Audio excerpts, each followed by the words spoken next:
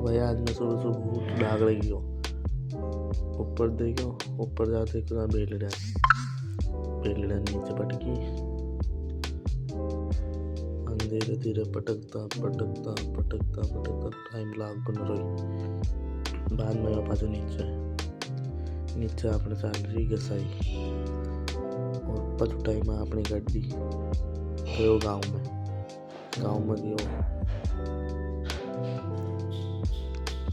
पचायो पाचो आयो तो भी घसायो काम चालू, पर वो तो पूरे दिन ही चाल ही नहीं। पच पायो आमने पानी 2 पौधा लगाया उड़ा है, एक ओरियो देख रही हो लोगन अब कौन दिखे या अपने शेर जी जगह सुनते आ रहा हूँ पाचा पर। और अन्ना आज ला रही साइड में चालू कर दी घसाई और रूम वो कंप्लीट। और वही रूम को सामान पड़े बाहर है, इन शिफ्ट करना वापस रूम में। बाद में वो मार वाला रूम है वो भी यहीं पड़े इन्हें भी जानो बा फोटो है मेरी। वो बड्डा वाला रूम भी यहीं है अनाल है। और फ्रिज बाहर निकाल दिया, आज रसोई की भी घसाई करवाई।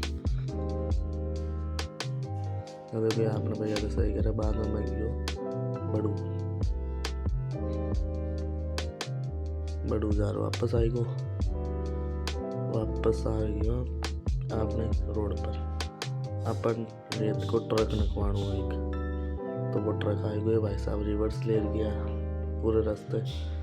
बाद में ट्रक अटरा दियो।